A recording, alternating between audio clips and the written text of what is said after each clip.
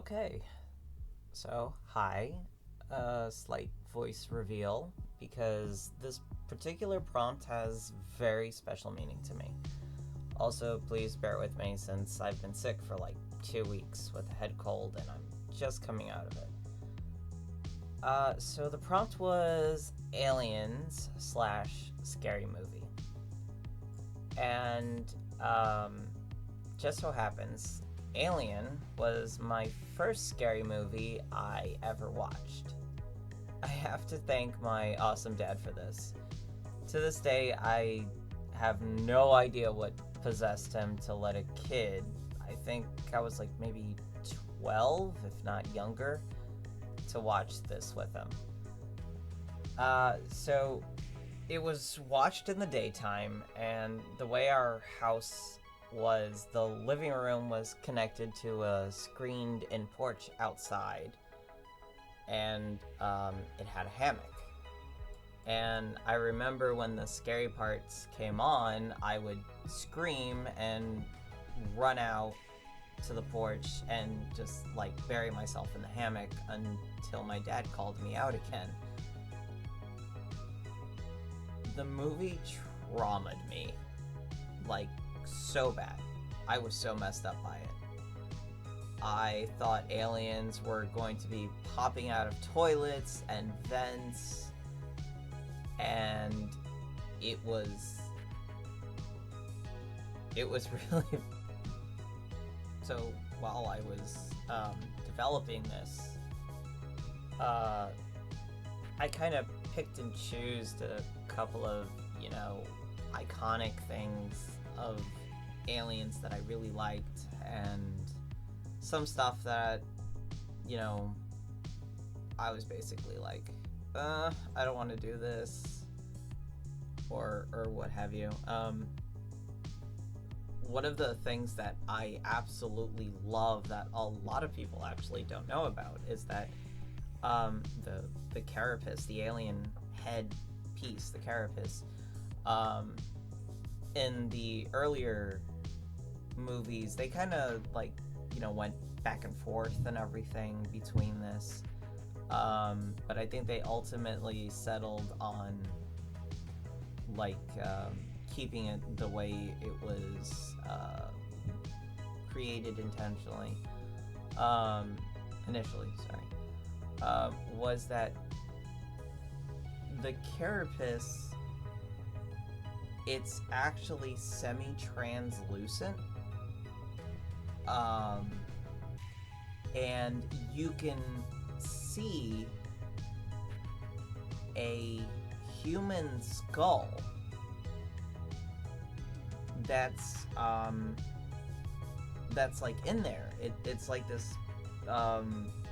It's a human skull, and it's like the back part of it is elongated to go, the full length of the carapace. It almost looks like a vertebrae, or like a spine, or what have you. And there's there's pictures of it online and everything, because it's actually kind of hard to see in the movies, given the fact that everything is dark, like 90% of the time. But there are some pictures and some stuff of the actor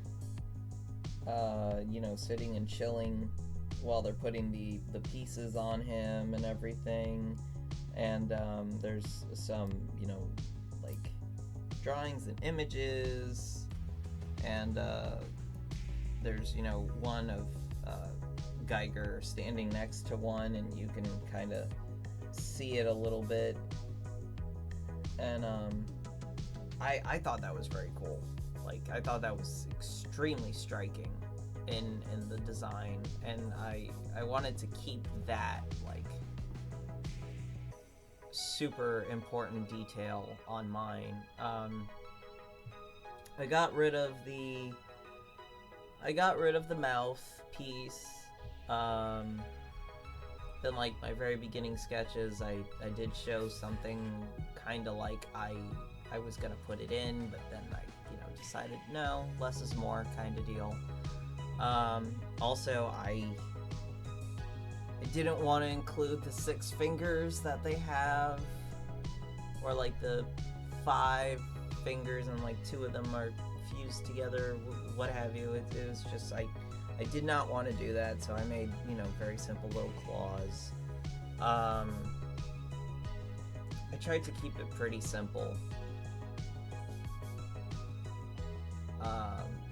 I added a lot of glowy effects because I am just a whore for glow. And I made it so that like the acid that is like the biggest part of aliens was visible, and that you could see it, and it's casting a glow and everything. And I just nerded out so hard with this design, and I absolutely love it. And yeah.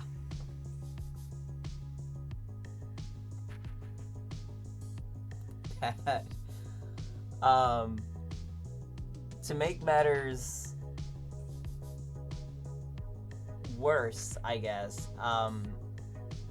we went to Universal Studios, and back in the day, it was just like starting out. They didn't really have a whole lot of, animatronics or like rides or anything. There was like, I think the Jaws experience, there was the Indiana Jones one, and like a couple other little things. But they had this one particular ride kind of thing where it was like you were like sitting in this little cart or whatever, and it wasn't like a roller coaster or anything. It was just like just like a little cart kind of deal, and it had like famous scenes from like famous movies and things.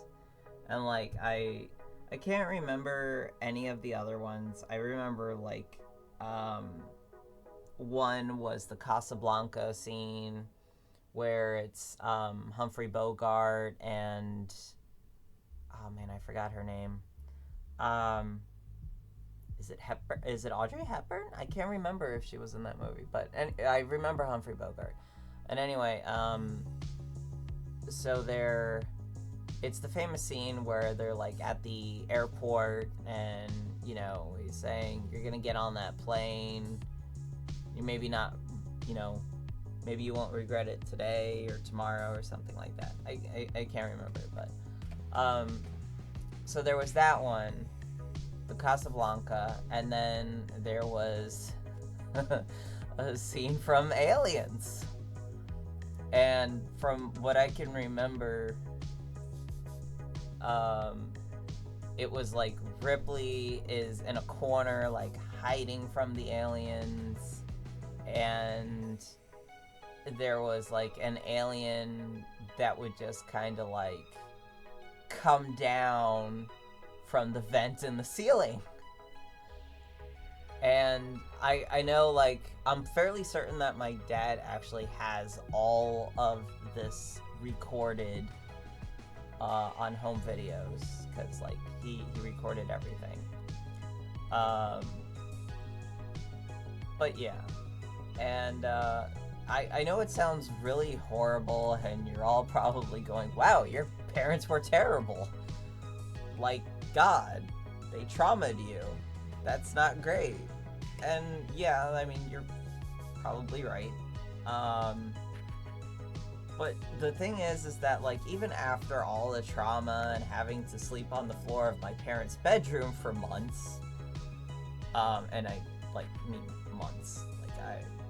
Like, I could not sleep alone.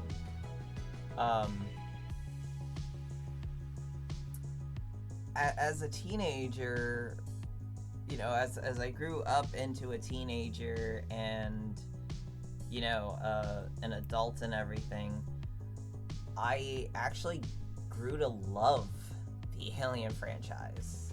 Like, it's one of the tops, if not the top, of favorite franchises that I love, and I have a huge collection of it. I have comic books and tons of figures and models, all the movies, T-shirts, random merchandise. Like, I have so much stuff. Alien is also how I developed my first, like, movie crush, and I guess, like, just crush in general, even though I was so young.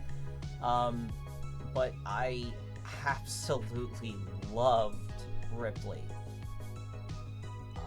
I had never seen such an amazing person or woman in my life.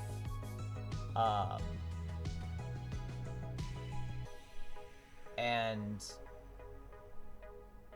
like, my appreciation and admiration of Sigourney Weaver, like, started from there, and then, like, wanting to know all about H.R. Geiger and his works. Is it Geiger or Giger? I can't remember, but yeah, I was just, gosh, I loved it. I was just fascinated by it, and I'm still fascinated by it. And yeah, so